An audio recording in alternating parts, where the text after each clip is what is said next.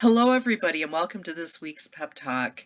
Man, I am exhausted. I have spent the entire day getting ready to move, which is the reason for the mess and stacks of boxes that you see behind me and my probably tired and bedraggled appearance. But you had to have your pep talk this week, and I do have an idea I would like to share with you. I found this saying on social media this week, and it really struck a chord with me. A different version of you exists in the minds of everyone who knows you. And it's interesting to think about because the more we reflect on perspective taking and imprinting and how our life experience shapes the lens that we look through, we realize that you and I could look at the same person and see something completely different. You and I could interact with that person and you could think they're fantastic and I could dislike them or vice versa. And yet they're the same person. We also play a lot of different roles in our lives. I'm a daughter, a sister, a friend, a teacher, and the people I interact with in those roles are going to perceive me differently across the different roles. Um, it's a very insightful way of thinking when there's someone who doesn't like you and you can't quite put your finger on why, and you've tried to be polite or tried to be nice and can't seem to get anywhere with that person, and you wonder, what is their problem with me? And human beings, we're social creatures. We live in community with others, so we want other people's approval. It makes us feel safe. It makes us feel like we're part of the tribe and we're valued. And when someone doesn't value us, we can sometimes spend a lot of time or a lot of thought trying to figure out a way to make them like us or approve of us, and that's usually a waste of time if they're seeing us through a particular lens. And think about a popular um, celebrity or sports figure or politician that other people love and you hate, or vice versa. And you can see that it's a matter of who you are and what you see when you look at that person, and it's not really about them, you know. And if someone dislikes you, it's not really about you in the same way.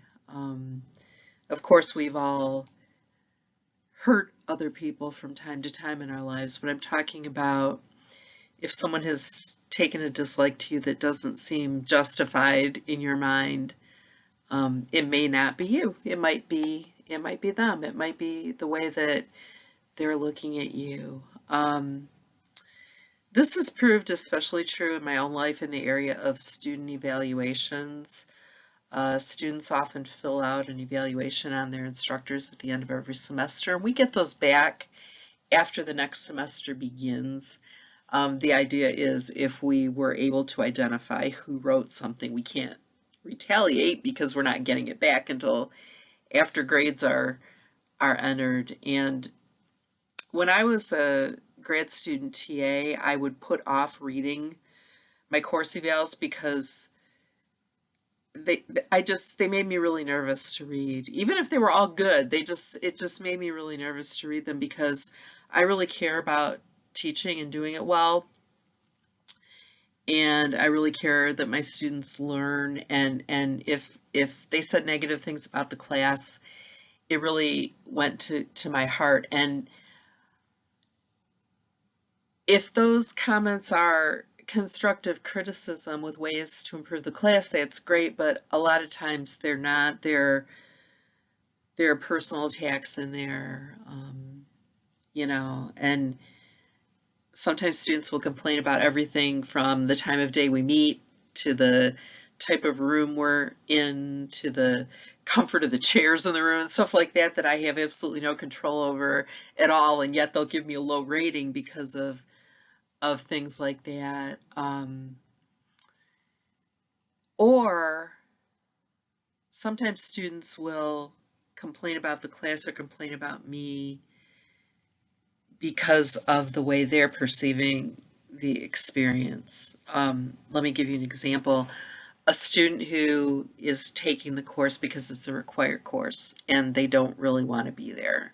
Sometimes they will say that they didn't feel the course was worthwhile, or they wouldn't recommend it to a fellow student. I've had students in my course who needed to take it to graduate, or things like that, and just didn't want to be there, and weren't anticipating having a positive experience. So that's how they reacted. And that's why I don't read comments on rate my professor or rate your professor, because I figure the only people who are motivated to go there are people who either really love you or really hate you as an instructor. And it's kind of the same with the course evals being voluntary at our university. It's only the people who are really motivated to go in there and say something that are going to fill them out, usually. I've worked at universities where they actually handed them out in class on the last day, and students filled them out by hand or on a Scantron, so you did get one from everybody in the class. But since it's been made voluntary, you tend to get feedback from only the people who are motivated to say something for whatever reason. And again, a lot of times the reason they're motivated to say something really seems to have more to do with them than with me. Expectations that they brought to the experience that were not accurate and didn't get fulfilled, and therefore they felt they had to say something. But it's really funny. I sometimes wish students could see some of these course evals, because you'll read one that says, I wish we did more activities in class, and then the very next one will say, I wish we did fewer activities in class. Students will say more exams, less exams, more quizzes, fewer quizzes. I wish we did this kind of thing. I wish we didn't do this kind of thing. So it starts to become really evident that it is a matter of perspective, and I'm not going to be able to please everyone. And nor can you, nor can any of us. So the best thing to do in these situations is to find your support system, surround yourself with good people, and feel good about what you do. Feel that you have integrity in the way that you interact with people and the way you treat people. And there will always be those who don't like it and don't like you. But most of the time it's for their own reasons. It's not for any personal hurt that you have done them. And you're probably not going to be able to undo it. So I think it's useful to get comfortable with this idea that a different version of you exists in the minds of everyone who knows you, and that's okay. Because the real version of you is in here. It's in your heart. It's in your mind. You know yourself best. You know your motivations. You know your character. You know your integrity. And when you are secure in that, the little darts and arrows of life won't be able to get you down. So I wish you a wonderful week, and trust yourself, be confident, enter the world with an expectation of good things. And I'll see you next time. Bye-bye.